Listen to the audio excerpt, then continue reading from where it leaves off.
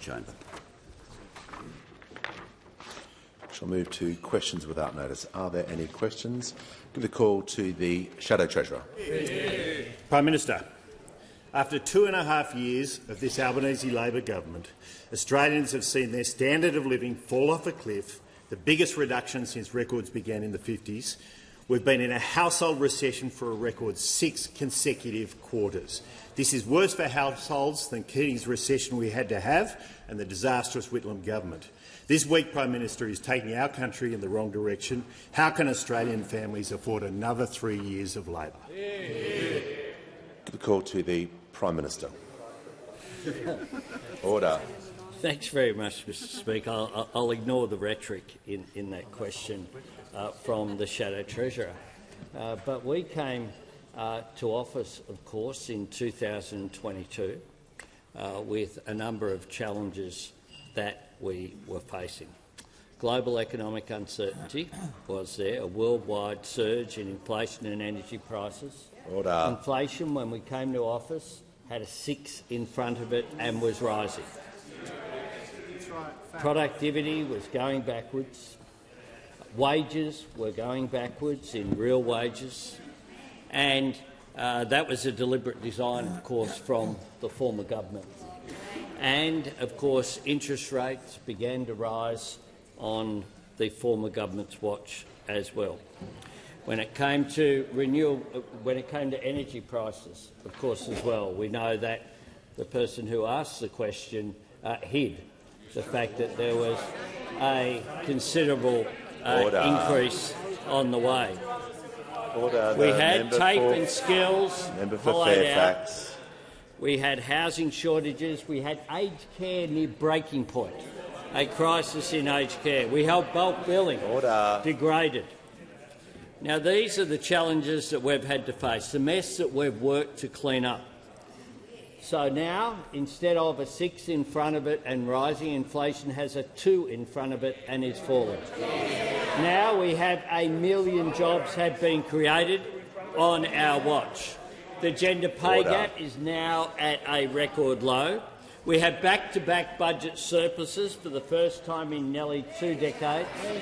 Instead of a $78 billion deficit that was projected by those opposite, we delivered a $22 billion surplus, followed by a $15 billion surplus as well, making sure that we made a difference in putting that downward pressure on inflation. And at the same time, we had cost of living relief, all of which was opposed by those opposite, whether it be energy bill relief, cheaper medicines, free TAFE, cheaper childcare, or a tax cut for every Australian taxpayer. They were all opposed by those opposite, all opposed. So certainly things, if they had have had their way, this reckless and arrogant opposition, things would have been worse. Things would have. Order. People would have been in a much more difficult position if they didn't have their wages going up, their costs going down and inflation coming back to where it should be. The member for Macarthur will just have a quiet question time. Give the call to the honourable member for Bennelong. Thank you, Speaker. My question is to the Minister for Housing and Homelessness. How is the Albanese Labor government working to get more Australians into housing, and what obstacles stand in the way? Give the call to the Minister for Housing and the Minister for Homelessness. Thanks so much, Speaker. And I really want to thank the member for Bennelong for this question. He is an absolutely staunch advocate for housing in his community, and he's got runs on the board, Speaker. While the member for Bennelong was a local councillor, he approved 17,000 new homes in his local area, 11,000 as Mayor, Speaker, and it's fantastic to see him here bringing that advocacy to the national stage. Speaker, today is a good day for aspiring homeowners on lower middle incomes right across the country. Member for Deakin will cease projecting. I'm really pleased to inform the House that our government's Help to Buy bill has just passed the Senate. And I want to acknowledge the work of my predecessor, Minister Collins, who developed up this policy and set the stage for its passage through the parliament. Speaker, this is good policy in a proud Labor tradition. The Help to Buy legislation will help 40,000 low and middle income Australians get into home ownership. We're talking about cleaners, about childcare workers, about nurses, about disability workers, hard-working Australians who are right in the guts of our economy, who we in the Labor Party believe should get the keys to their own home. And that's what Help to Buy will do. Now, we appreciate the support of those who have voted in favour of this bill, including the Australian Greens. I've had a little bit of constructive criticism to offer the Greens in recent days, Speaker. But let's all agree, Speaker, at least the Greens are showing a modicum of interest in housing policy in this country. Because the people who have really tapped out of this debate, the people who have gone completely missing, are those opposite. We see barely a flicker of interest from those opposite in housing policy. Now, this is not a new approach, Speaker, because I want the parliament to remember that for the almost decade that those opposite were in power, for most of that time they didn't even have a Commonwealth Housing Minister. Speaker, that's how much they had retreated from this discussion. Now, we have made a number of attempts to brief the Shadow Housing Minister on the policy offerings that we've brought before this parliament. It's not that he can't find the time to come to the briefing, Speaker. He won't even respond to our requests for a discussion. Now, Speaker, those opposite— The minister's going to pause. The member for Deakin, I thought, was turning the corner, so we're just going to cease interjecting. Order. The minister doesn't need to comment when I'm addressing the House. And that concludes now. Otherwise, I'll sit her down. So, the member for Deakin was interjecting on you, so I was trying to bring the House to order so that we can hear your answer. You have the call. Thank you, Speaker. Now, unfortunately, those opposite have blocked every initiative that we have brought forward to address the issues that Australians are experiencing with housing. But I'm particularly upset about what has happened with Help to Buy, Speaker, because the Coalition have said for a long time that they care about home ownership. But just an hour ago in the Senate, they came forward and voted against tens of thousands of cleaners, carers and nurses and teachers not being able to own their own home. Speaker, there's going to be a really clear choice at the next election on housing between a reckless, arrogant opposition of pessimism and a party of progress that's making a real difference to Australians' housing opportunities. The call to the honourable member for Hume. Prime Minister, Deloitte Access Economics is forecasting the worst budget collapse in 50 years outside the pandemic. Last week, the Treasurer announced that Labor would raid the Future Fund to top up Labor's reckless spending. This weak Albanese Labor government is taking our country in the wrong direction. How can Australians possibly afford another 3 years of Labor? Call to the Prime Minister. I thank the Shadow Treasurer for his rhetoric and for his and for just being you. Treasurer will cease interjecting. And as the Treasurer has indicated, for just being a delight for the Treasurer to have a shadow, because Order. We do have a plan. Those opposite had a plan to take wages backwards. That was a key feature of their economic architecture. We have a plan for getting wages up. Increases, 3 of them, for people on the minimum wage. Remember back to the election campaign, Mr Speaker, when I took out that $1 coin and argued that a $1 coin, a $1 increase per hour was something that we would support if the Fair Work Commission chose to do so. And those opposite said it would wreck the economy. The sky would fall in if that occurred. The reckless arrogance from those opposite, Mr Speaker. And then, of course, what happens with workers isn't just their wages, but there's a range of ways in which we've put them up. Whether it be the 10% increase that early educators will get on December 1, not long away now, from next week. The increase in aged care workers to make sure that the system could continue to function. The lowest gender pay gap on record as a direct result of the fact that we have targeted feminised industries to give, not just our thanks to those people who got us through the pandemic, but a proper, decent wages and decent conditions.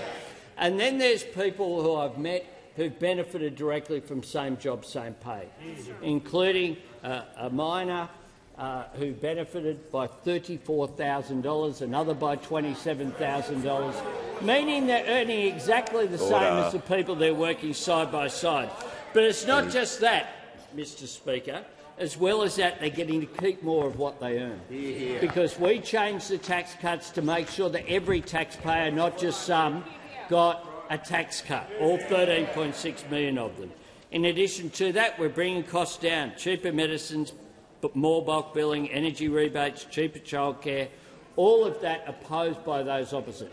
Inflation had a 6 in front of it, now it has a 2 in front of it and is going down. And on top of that, we have delivered back-to-back budget services, something those opposite couldn't possibly recognise. Call the member for Corangamite. Thank you, Speaker. My question is to the Prime Minister. How is the Albanese Labor government working to comprehensively address housing issues in our country? And has there been any opposition to this? Give the call to the Prime Minister. I thank the member for Corangamite for her question, and indeed we have a comprehensive plan, our Homes for Australia plan, $32 billion, about increased supply of social and affordable housing, about increased support for people who are renting with increased rental assistance on the last 2 budgets. But in addition to that, of course, we want more Australians to own their own home. We have a plan to build 1.2 million homes by the end of the decade. We're training more tradies, we're funding more infrastructure and we're delivering more social housing. And we are seeing results. We have helped 120,000 people into home ownership sooner, twice as many as occurred under the former government. And this week, 2 of our most important measures will be voted on in the Senate. Just before Help to Buy passed the Senate with the support of everyone except for the Coalition and One Nation. We think this will help 40,000 Australians on low incomes to buy their first home, getting more affordable rentals on the market. We would have helped those 40,000 Australians a year ago if those opposite weren't standing in the way. And now they have promised to get rid of it if they are elected to office. So first they stood in the way, now they say they'll take it away. That's their approach to increased home ownership. Now, Australians could have had been in those homes right now, but they just said no, no, no, like a broken record. The Labor government that I'm proud to lead is turning promises into progress, delivering for every generation and delivering for every Australian. Those opposite just want to get in the way. I'll give you the big tip for those interjecting. Being reckless builds nothing. Being arrogant gets you nowhere. My government is determined to get things done. Those opposite, on the very day that the Senate has passed Help to Buy, are promising to take it away. They not only don't want to progress if they ever occupy the Treasury benches, what they want to do is to actually take Australia backwards and undo progress which is made, even though we know that shared equity schemes have been successful in states, in other governments as well overseas, and it's based upon a program that has operated effectively in Western Australia for many, many decades. Before I call the member for Brisbane, the member for Deakin needs to cease interjecting because he's now on a warning.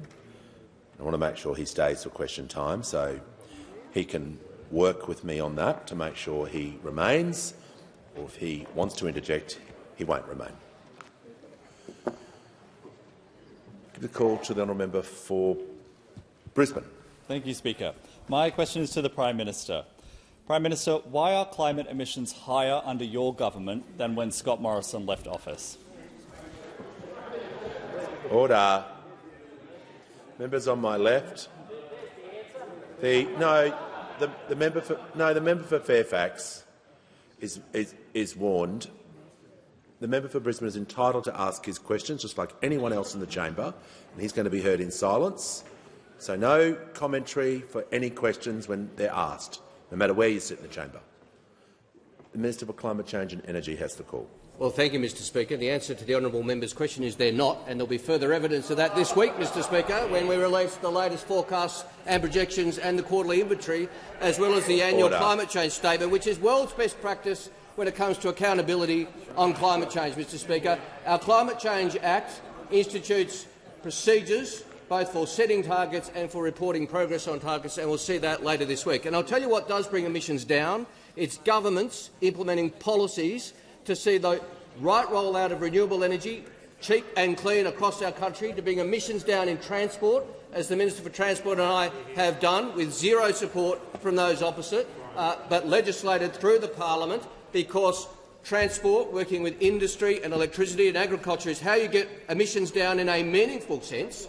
A government actually setting a clear policy agenda from the beginning, set by the Climate Change Act, supported by the safeguards reforms, supported by the new vehicle efficiency standards, supported by our capacity investment scheme, all of which has been done by this government, all of which has been opposed by the opposition, who wants to stop all that while they wait for their nuclear fantasy to become a reality.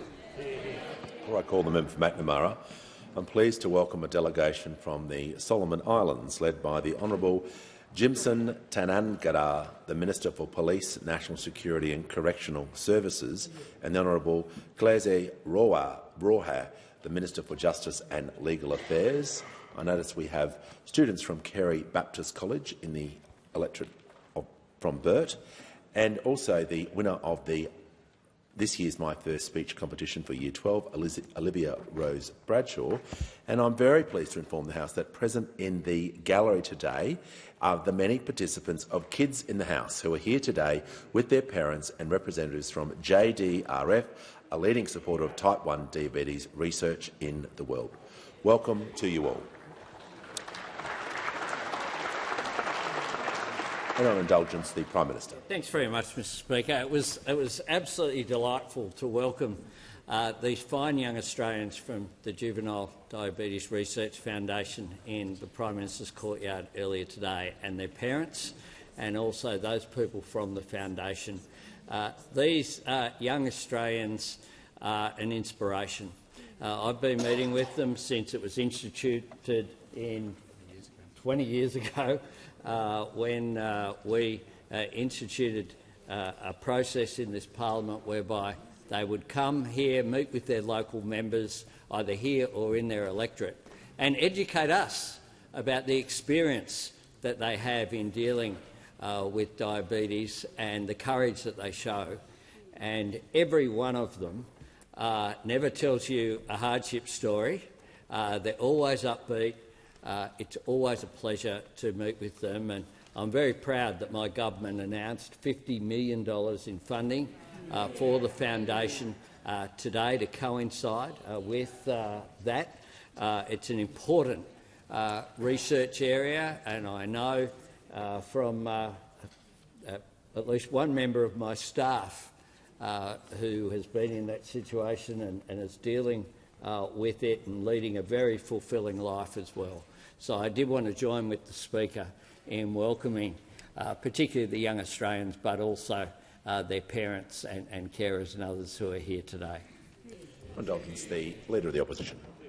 Thank you very much, Mr Speaker. Well, I join with the Prime Minister in welcoming all of those participants in the JDRF program who are in the House today. And as the Prime Minister says, we've been meeting with people, particularly children affected by type 1 diabetes, for many, many years in this place. I want to give a big shout-out to Alyssa, her mum Linda from my electorate. I saw them on the plane on the way down on Monday, and we have had, as members of parliament, engagement with young advocates, as they refer to themselves, who are really telling us about what it is to live with type 1 diabetes and what it means for their parents, the uncertainty, particularly as kids get older, and the complications of life and sport and being away from home, wanting to go to parties, travel, etc., etc.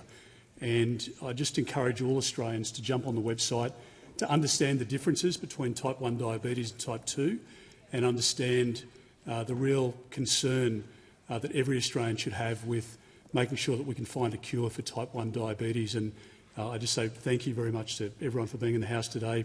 We welcomed and supported and announced our commitment to the $50 million worth of funding as well. And one of the greatest pleasures I had as Health Minister was to put a lot of money into medical research for type 1 diabetes, because we absolutely must work with all of the leading collaborators around the world, the best researchers, to make sure that we can find that cure to change the lives for those young people in the House today, in Australia and right across the world. Call to the honourable member for McNamara. Thank you very much, Speaker. My question is to the Treasurer.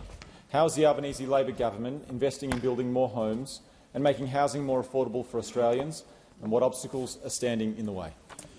Call to the Treasurer. Thank you, Speaker. The member for McNamara is a real champion for renters and first home buyers in his beautiful, vibrant part of Melbourne. I thank him for the question. Look, housing is one of the defining challenges in our economy. It's one of the substantial pressures on people right now, and that's why it's a big priority of the government to address this challenge. And when we came to office, as the COVID report laid bare, the housing construction pipeline was a mess. In the report that the Health Minister and I released, it made really clear that home builder was pulling demand forward and adding to inflation while supply chains weren't up to scratch. And partly because of that and partly because of other pressures, Mr Speaker, we just don't have enough homes in our communities, and that's putting pressure on costs and it's putting pressure on those communities. Now, rents have been one of the biggest drivers of inflation, but they'd be higher still were it not for the two substantial increases in rent assistance that we have delivered as a government. Now, Mr Speaker, these challenges in the housing market didn't just pop up in May of 2022, and they'll take time to sort out as well. But we are doing our bit as a government.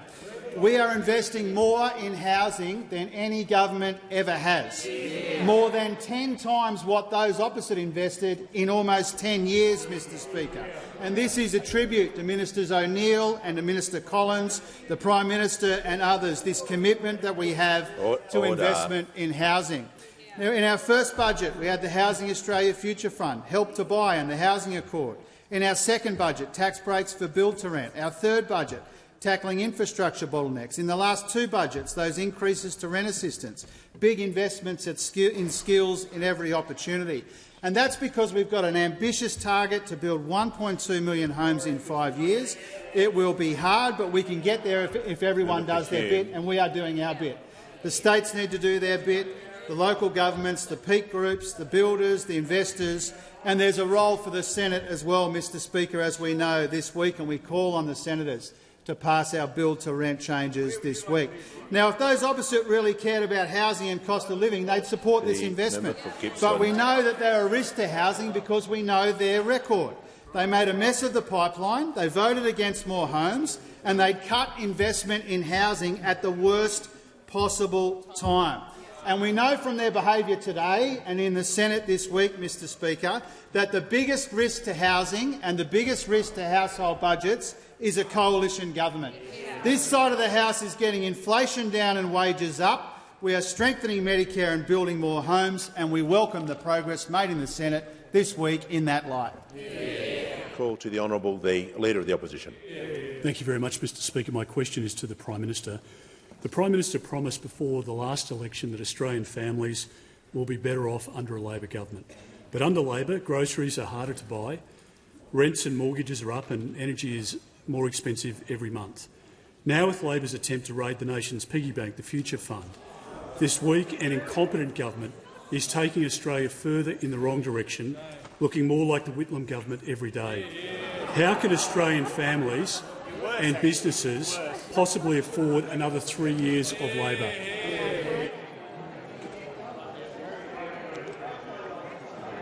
Order.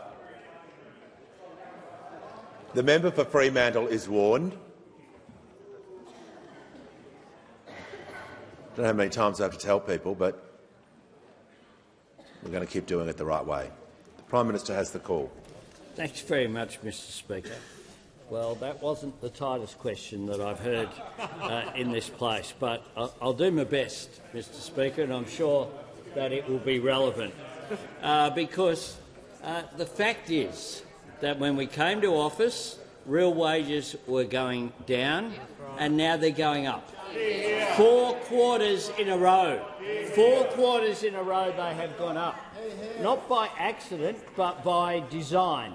Just as they went down by design as a key feature of their economic architecture, under this government, this Labor government, wages are going up deliberately as a result of our designs, our policy, our legislation, whether it be same job, same pay, whether it be specifically dealing with those sectors that were struggling to keep workers, let alone attract workers, such as early childhood education and aged care. And we have made a substantial difference. And in terms of the question that was asked as well about costs and cost of living, the fact is that the measures that we have introduced have all been opposed by those opposite, whether it be cheaper medicines, more bulk billing, energy rebates, cheaper childcare, tax cuts for every single Australian worker and taxpayer. They have all been opposed by those opposite. Now, we know people are under pressure. We know there's more to do. The difference between us and them is that they acknowledge people are under pressure but want it to be worse. Want no support for them, want no cost of living relief, want lower wages and want higher inflation. And those opposite also wouldn't have assisted by producing budget surpluses. How do we know that? Because their projections were there. $78 billion deficit. They produced a budget in March, just 2 months before the election, which showed just red ink forever, no budget surpluses. We have worked hard through the Expenditure Review Committee to make a difference, to bank any of the upward figures and forecasts, but to make a difference. Now, the real question those opposite have to answer is how would any Australian have been better off under them?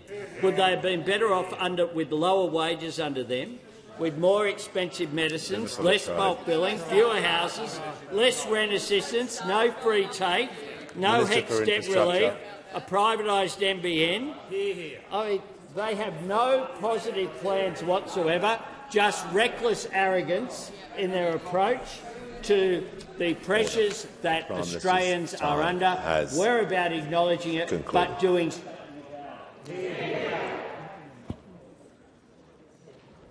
We'll hear from the member for Macquarie.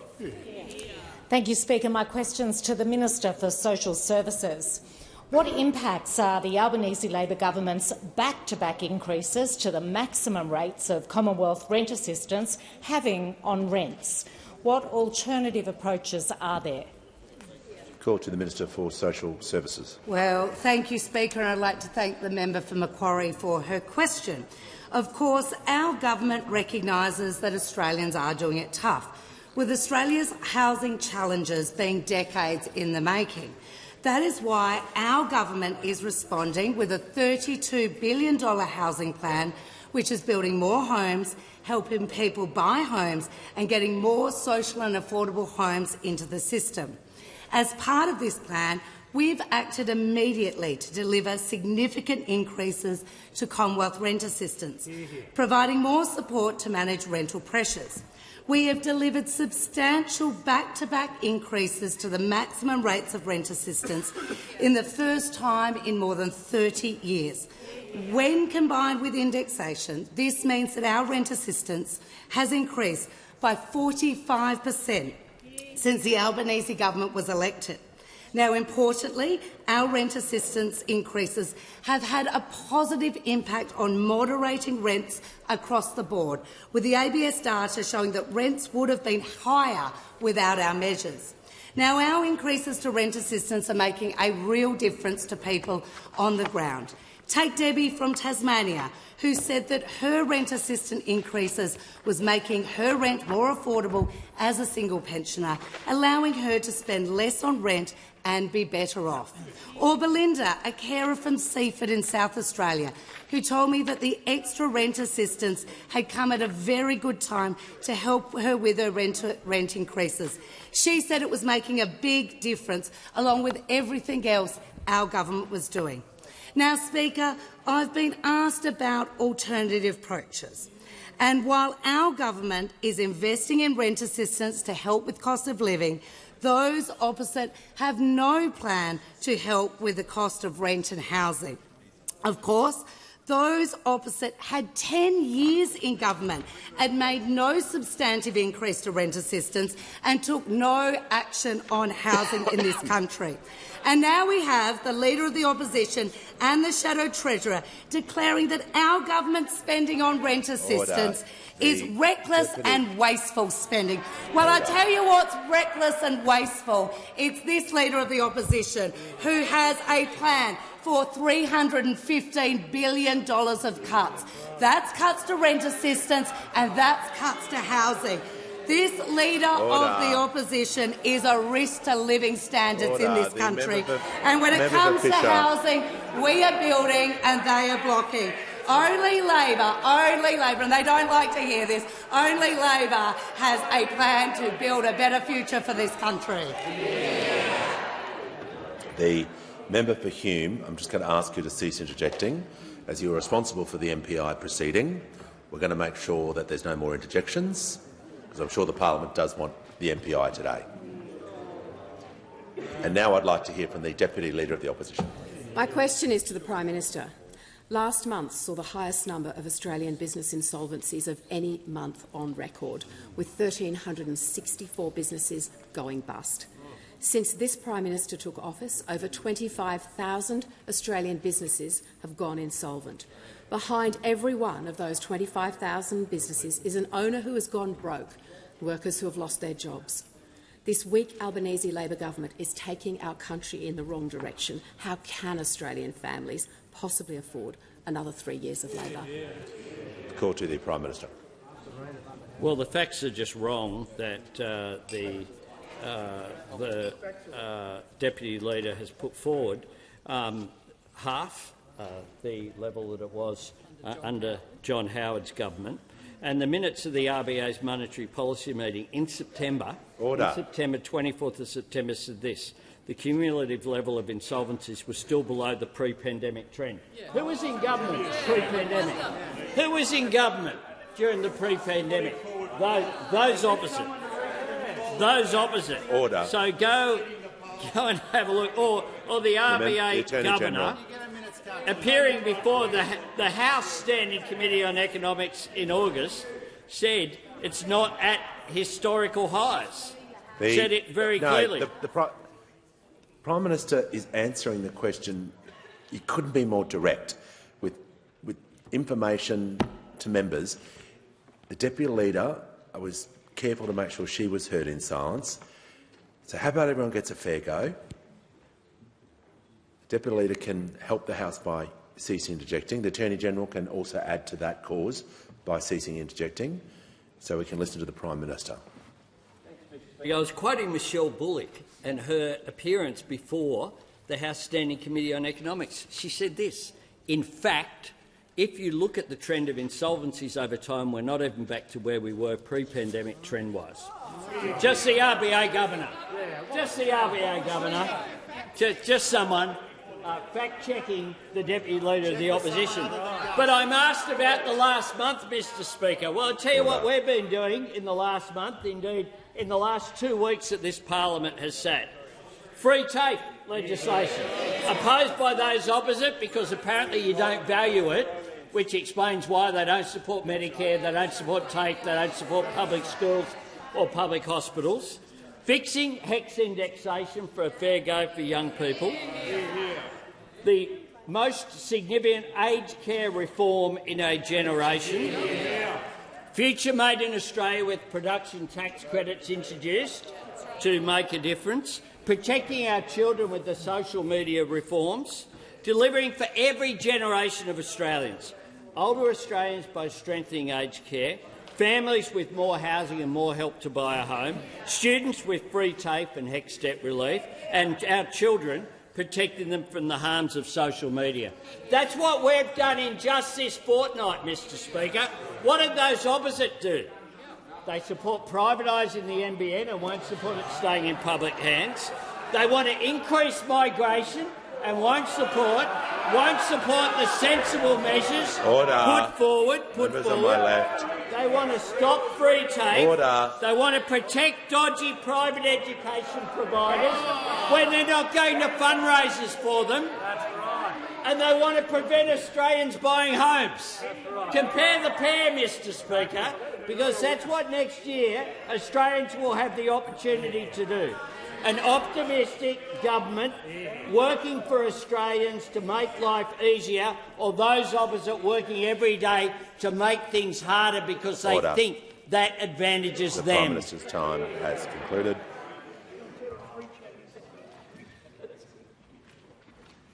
We'll hear from the member for Chisholm. Thank you so much, Speaker. My question is to the Minister for Education. How is the Albanese Labor government providing cost of living relief and building a better and fairer education system, and what's getting in the way? Call to the Minister for Education. Thanks, Mr Speaker, and can I thank the champion member for Chisholm for her question. Mr Speaker, tonight the Senate will vote on 3 important education bills. Bills that will make our education system better and fairer, and bills that will provide real cost of living relief for early educators, for students and for 3 million Australians with a student debt. The first of those bills will deliver a 15% pay rise for some of the most important workers in this country and some of the most underpaid, our early educators. As the Prime Minister said, that will start rolling out from next week, just ahead of Christmas. And guess what the Liberal Party has said about a 15% pay rise for some of Australia's lowest paid workers? Order. They call that dodgy. The second bill that will be voted on tonight increases funding for our public schools. That will help to turn around the drop in the number of kids finishing high school by tying that funding to real and practical reforms, like phonics checks and catch-up tutoring. And guess what the Liberal Party says about extra funding for public schools and those reforms? They say that is the wrong priority. And, Mr Speaker, the third bill the Senate will debate tonight will provide real cost-of-living help for nursing students, for teaching students, for midwifery students and social work students by providing them with a bit of financial help while they do their prac. And that same bill will wipe $3 billion of student debt for more than 3 million Australians. And, Mr Speaker, if we win the next election, we will cut student debt even more, by 20% for every one of those 3 million Australians. And guess what the Liberal Party think about that? They say that's unfair. They say that would be a terrible thing to do. There's a bit of a pattern here, Mr Speaker. The Liberal Party hate everything that's going to make our education system better and fairer. They attack every bit of help that we're giving Australians with the cost of living. The Liberal Party might not want to give early educators a pay rise, but we do. The Liberal Party may not want us to invest more money in our public schools, but we do. The Liberal Party may not think it's a good idea to provide financial help for teaching students and nursing students, midwifery students and social work students, but we do. And the Liberal Party may not want to reduce the student debt of 3 million Australians across this country, but we absolutely do. Give a call to the honourable member for Mallee. Were they supposed to join in the calls? The member for Mallee has the call. My question is to the Prime Minister. Food Bank's 2024 Hunger Report has found 2 million Australian households are experiencing severe food insecurity. This means they skipped meals or ate less because they could not afford enough food, and the situation has deteriorated compared to the 2022 results. This weak Albanese Labor government is taking our country in the wrong direction. How can Australian families and businesses possibly afford another 3 years of Labor? Call to the Minister for Social Services. Well, thank you very much, Mr Speaker, and I thank the member for her question. Of course, we've been very focused on cost of living pressures that Australians are facing.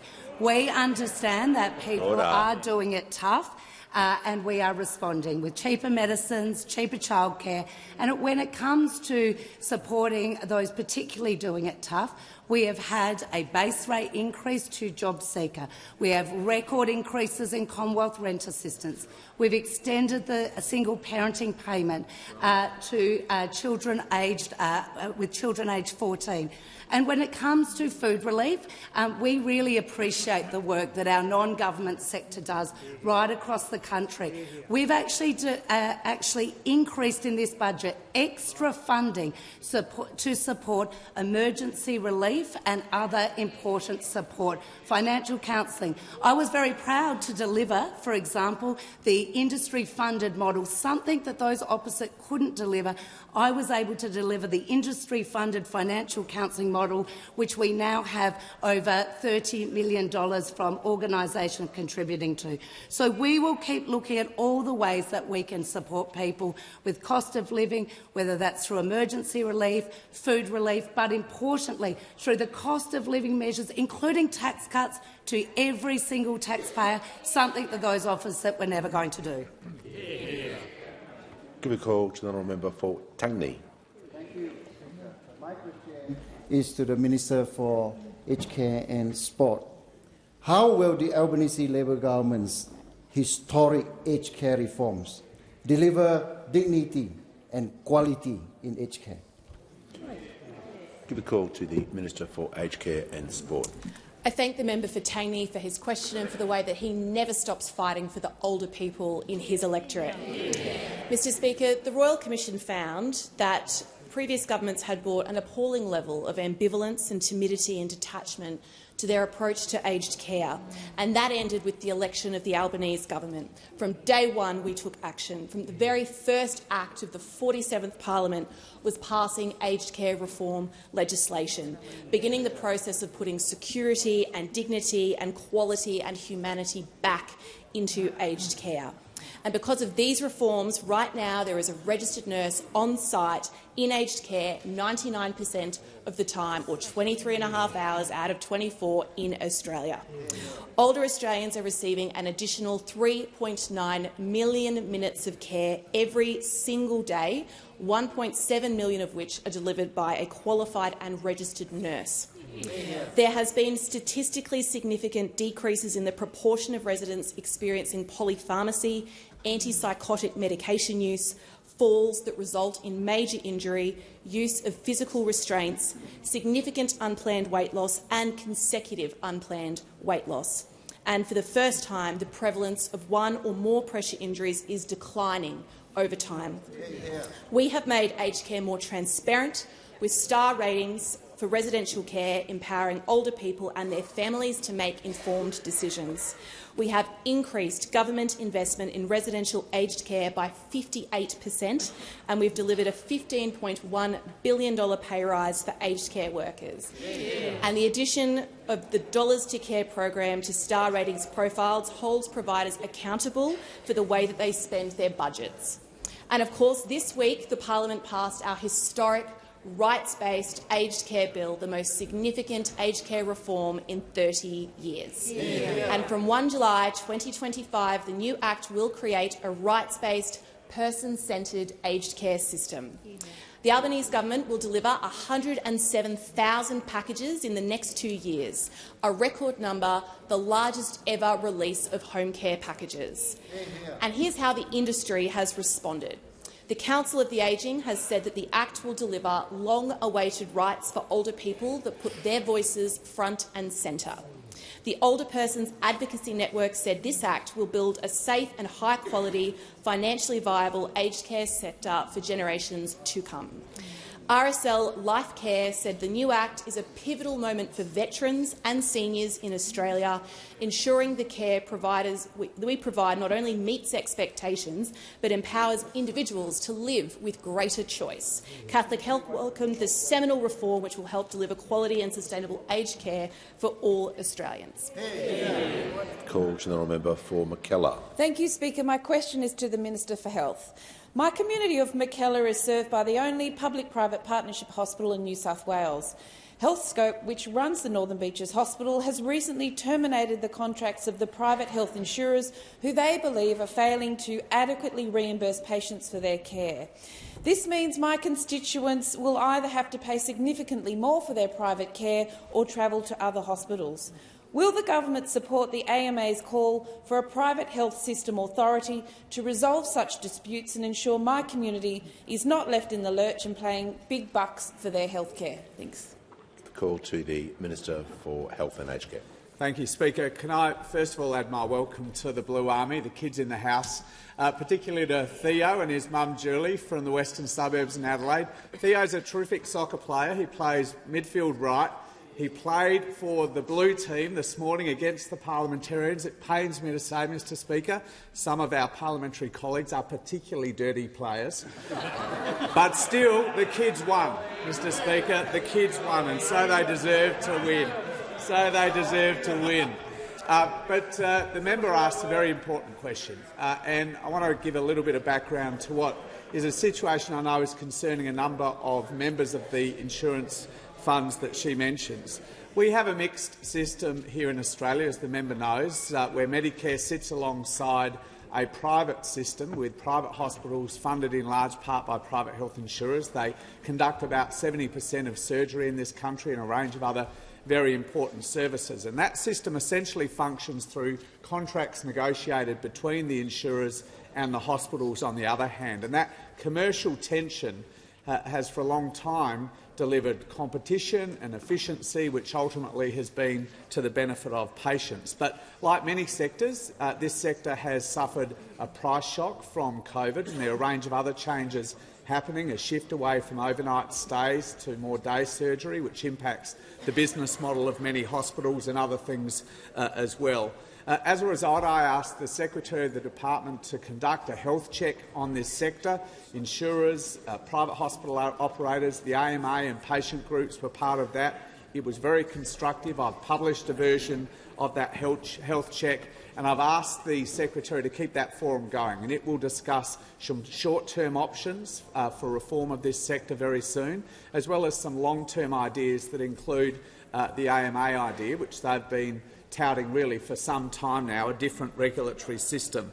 In the meantime, though, can I say this, that both these two companies, Bupa and Healthscope, are large multinational companies that receive either directly or indirectly billions of dollars in taxpayer support through the insurance rebate and other means, as well as hard-earned money from fund members as well. Now, they've got their commercial interests, but I make the point again that given that level of support and the privilege of operating as part of Australia's healthcare system, I expect them to put patients first. Now, they've given 90 days' notice, Healthscope, of an intention not to be part of Bupa's operations, they need to get back to the table. They need to fix this because the ultimate losers are going to be members of those funds who would be left having to pay vast out-of-pocket expenses. So I say again, get back to the table and fix this. The call to the member for Swan. My question is to the Treasurer. How is the Albanese Labor government's responsible budget management helping in the fight against inflation and easing the cost of living? How does this compare to other approaches? Call to the Treasurer. Thanks very much, Speaker, and thanks to the member for Swan for her question, but also for the really quite remarkable representation she provides her community here in this place. Now, as the Prime Minister has pointed out a couple of times today, Mr Speaker, when we came to office, Australians were going backwards due to a combination of higher and rising inflation and falling real wages, and we had inherited huge deficits and $1 trillion of Liberal debt, and we've been working hard to clean up the mess. Inflation has more than halved. Real wages are growing again. We've recorded 2 consecutive surpluses for the first time in almost 2 decades. The Governor of the Reserve Bank said that that's helping in the fight against inflation. And we've also shaved off $150 billion in Liberal debt. But we know that people are still under pressure, and we know that the pressure on the national budget is intensifying rather than easing. And these are the points made by the Deloitte report, which was released overnight, which talked about the impact of a slowing Chinese economy, for example, or a weakening in our labour market, and what that means for the budget, Mr Speaker. But it remains the case. It remains the case, Mr Speaker, that this government has overseen the biggest positive turnaround in the budget in a parliamentary term in Australian history, Mr Speaker. We have turned 2 big Liberal deficits into 2 big Labor surpluses, and that is a powerful demonstration of our responsible economic management, Mr Speaker. And that's why Deloitte made 2 points. The first point Deloitte made was they acknowledged our fiscal discipline and said we deserve credit for banking upward revisions to revenue. And they also said, Mr Speaker, in their report that the soft landing that we are seeking is looking likely in our economy. Those are 2 points that Deloitte made in their report, Mr Speaker. Now, we have made it really clear that there are pressures on the budget that we are working in a responsible and methodical way to deal with. And I wanted to give those opposite who are chirping away an example of these pressures on the budget. When the mid-year budget update is released in December, Mr Speaker, one of the biggest increases in spending will be for veterans. It will be for veterans.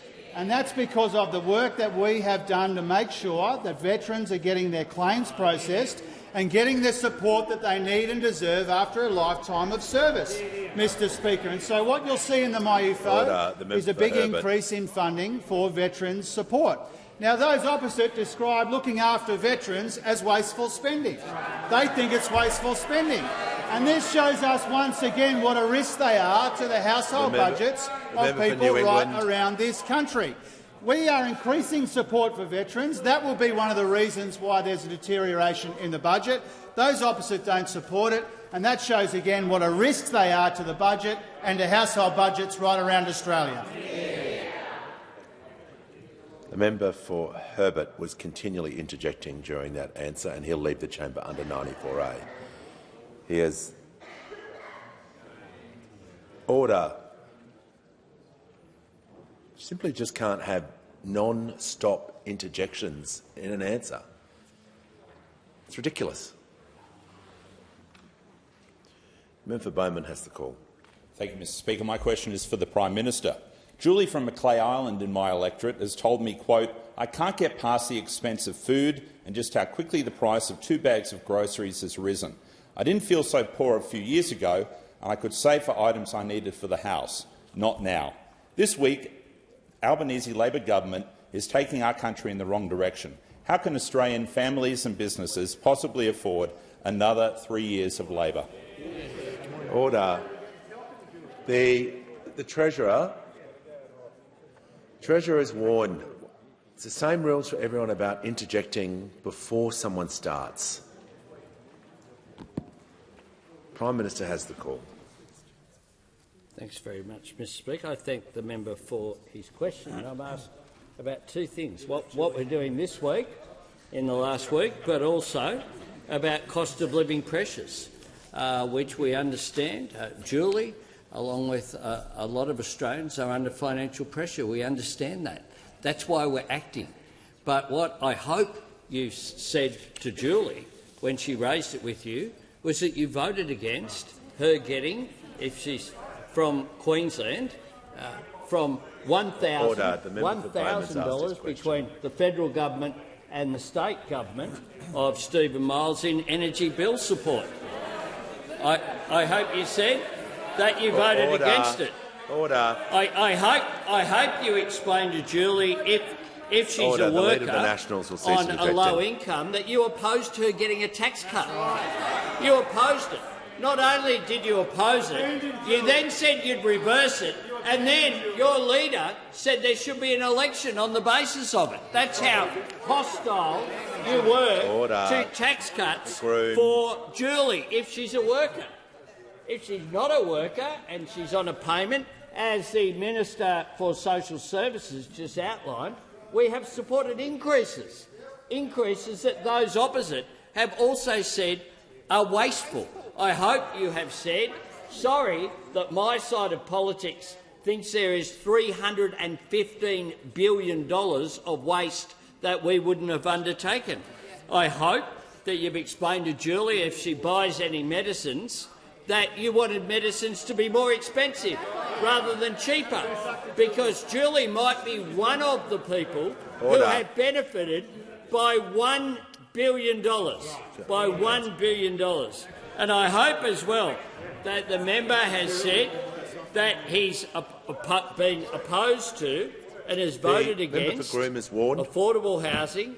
He's voted against. I don't know if Julie has kids, then you voted against childcare being cheaper.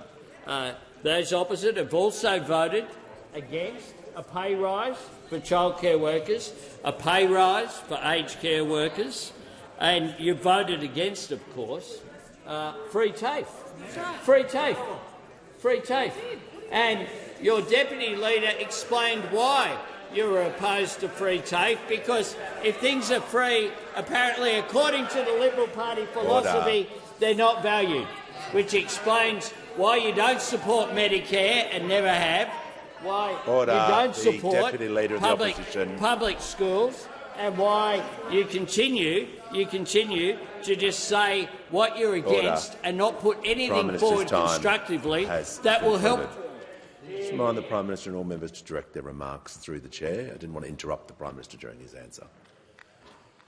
Then for McEwen has the My question is to the Minister for Communications.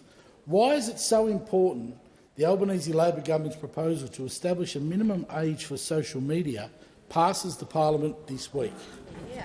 Give the call to the Minister for Communications.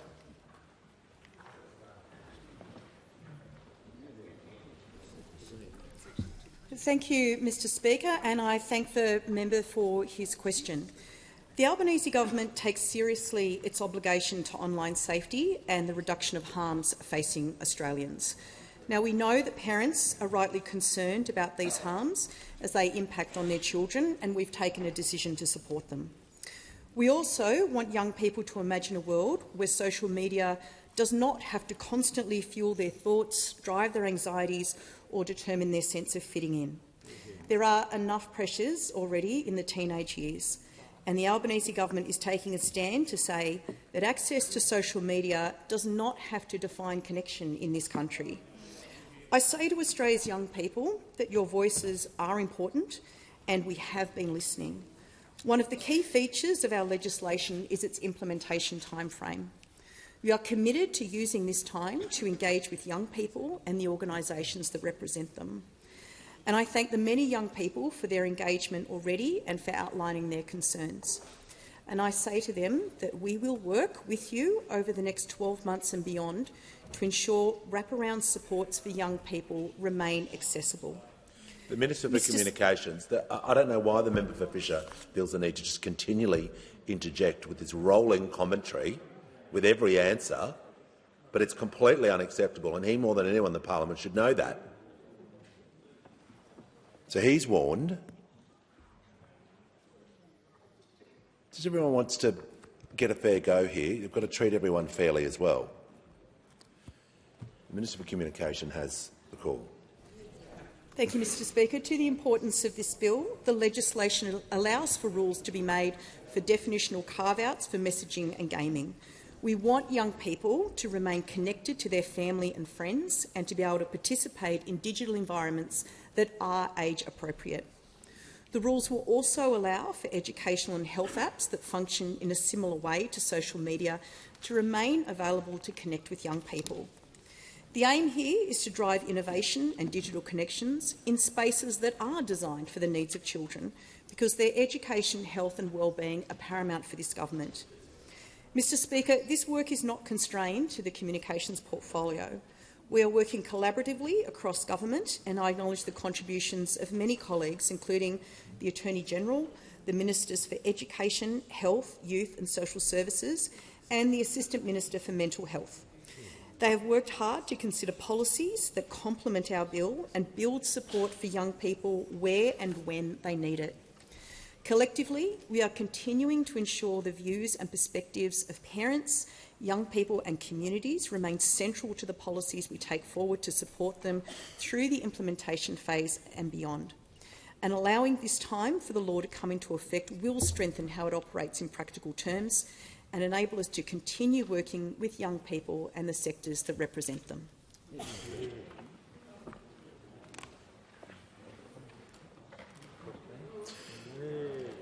Give the call to the honourable member for Curtin. This is a question for the Minister for Social Services. A crisis payment is meant to be available for women escaping domestic violence, but the conditions exclude half the women who apply. The payment is only available if a woman can show she fits the narrow criteria within 7 days of leaving. This is an unrealistic expectation for women whose lives are in chaos. Will the government review the conditions of the crisis payment so it actually helps women when they need it? Call to the Minister for Social Services. Well, thank you, Speaker, and I'd like to thank the member for Curtin for her question and her long-standing advocacy for women and children escaping family and domestic violence. We know that at a time when a woman is leaving a violent relationship, it is a very difficult time. And our government's made a number of changes and investments to try and support women at that particular time when they're leaving a violent relationship.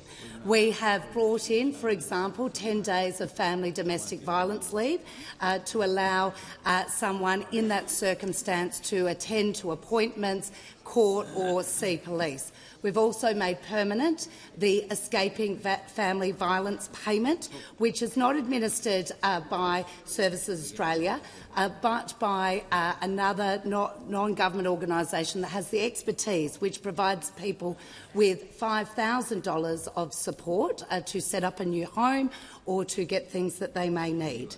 In addition, there is the crisis payment, as the member has identified, which is another plank of support. Now, while legislation requires that that person has 7 days from the traumatic event to lodge a claim for crisis payment, there is flexibility to support people in this circumstance.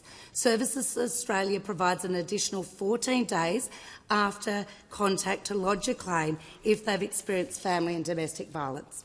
Notwithstanding that, we know as a government too often perpetrators of family domestic violence can exploit and manipulate government systems to control, harass or threaten a current or former partner. And we have continued to look at government systems across the board through some of the work we're doing. Most recently, the officials undertaking this whole-of-government systems abuse review in the Commonwealth have met with their Lived Experience Advisory Council to talk with them about their interactions with the social security system, but also the Australian tax system and the child support system. So we will continue to look across government systems about how we best can support victim survivors of family and domestic violence, but it is not the only plank. We have a number of measures in place and we'll continue to look at more we can do. Thank you. Call to the member for Werriwa. Thank you, Speaker. My question is for the Minister for Health. How is the Albanese Labor government making medicines cheaper for all Australians, including new medicines being added to the PBS? How do cheaper medicines help strengthen Medicare after a decade of cuts and neglect? Give the call to the Minister for Health and Aged Care. Well, thank you, Speaker, and I thank the member for Werriwa for her question. She is such a strong supporter of our work to strengthen Medicare and make medicines cheaper. It's something we talk about constantly. And she knows that in just over 2 years, Mr Speaker, we've made more than 260 new or expanded listings onto the PBS, providing Australians with access to the world's best medicines at affordable PBS prices. And this month, we've expanded access to Evenity, a leading treatment for severe osteoporosis. Up until now, Evenity has only been available after a patient, usually an older woman, has suffered not one but 2 separate fractures. But now it will be available as a first-line treatment immediately after a diagnosis of severe osteoporosis. This is going to benefit more than 9,000 mainly older Australians every single year, Mr Speaker. And instead of those older Australians paying almost $5,000 for a course of treatment, it will be available at affordable PBS prices. And at the same time, we've been making those PBS prices cheaper, Mr Speaker. In the first 3 months of our time in government, we slashed the maximum amount that pensioners would pay each year for their medicines by 25%. Last year alone, that meant an additional 22 million free scripts for Australia's pensioners. 22 million, Mr Speaker. We also delivered the biggest cut to the price of medicines in the 75-year history of the PBS, and we finally allowed doctors to prescribe common long-term medicines for 60 days' supply, not just 30. And as the Prime Minister said earlier in question time, these measures have saved Australians more than $1 billion in co-payments at the pharmacy counter, making a real difference at a time of cost of living pressure, Mr Speaker. Now, we know Australian households are still doing it tough, and that's why we're also freezing the price of medicines next year by up to 5 years, which will save them another $500 million. But we also know that all of this progress on making medicines cheaper is under threat. Under threat from a Liberal Party that voted against the measures in the first place. Under threat from a shadow treasurer who continues to describe our investments in Medicare as wasteful. Lined up for the chopping block if the Treasurer ever got his way on this side of the House, God forbid, Mr Speaker. But also under threat from a Leader of the Opposition who, when he was Health Minister, only ever tried to push health prices up rather than down. Now, I said already we've saved patients, Mr Speaker, more than $1 billion at the pharmacy. In his first budget as Health Minister, the Leader of the Opposition actually tried to force medicine prices up that would have cost patients $1 billion more, not $1 billion less, Mr Speaker, proving yet again you can't trust this man and you can't trust the Liberal Party on Medicare. The call to the Prime Minister. On that note, Mr Speaker, I ask that further questions be placed on the notice paper.